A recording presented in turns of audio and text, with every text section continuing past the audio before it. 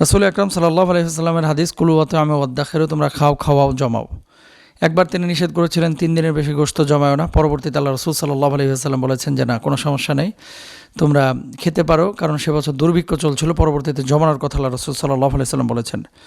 কোরবানি গোশতের ক্ষেত্রে সূরা হজ্জের মধ্যে আল্লাহ সুবহানাহু ওয়া তাআলা একটি ফর্মুলা বলেছেন যে কুলু মিনহা ওয়াতআমুল কানিয়া ওয়াল মু'তার,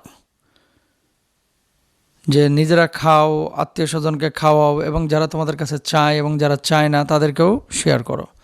কিছু মানুষ আছে দেখবেন যে খালি চায় যে দাও, গোশত দাও, গোশত দাও, তাই না? গরিব মিসকিনকে তো অবশ্যই দিবেন তাদের হকটা। কিছু মানুষ লজ্জায় চাইতে পারে না, আবার কোরবানিও দিতে পারে না। এদেরকে একটু বেশি নজর দিবেন গোশত দেওয়ার ক্ষেত্রে। তাদেরকে ডাকবেন না, আসলে সিরিয়াল ধরে গোশত নাও। সবাই সিরিয়াল ধরে গোশত নিতে চায় না, তাহলে কী করবেন? তাদের ঘরে পৌঁছায় দেবেন, তাদের বাড়িতে পৌঁছায় দেবেন। আছে না অনেকে স্কুল মাস্টার, হেডমাস্টার, অনেক ইমাম আছে, মুয়াজ্জিন আছে, এদের কোরবানি দিতে পারে না, এদেরকে গোশত শেয়ার করবেন ইনশাল্লাহ। অমুসলিম কেউ যদি গোশত নিতে আসে তাকেও দেবেন ইনশাল্লাহ। আল্লাহ তাআলা আমাদেরকে যেন দেওয়ার তৌফিক দান করেন। আর আত্মীয় স্বজনের সাথে কোরবানির গোশত যদি আপনি শেয়ার করেন, তাহলে কিন্তু আত্মীয়দের সাথে সম্পর্কটা সুন্দর হয়, বিল্ড আপ হয়।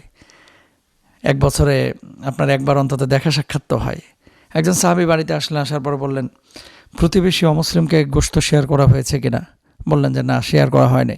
তিনি বললেন, যতক্ষণ পর্যন্ত গোশত না দেওয়া হবে ততক্ষণ পর্যন্ত আমি গোশত খাবো না। আল্লাহু আকবার।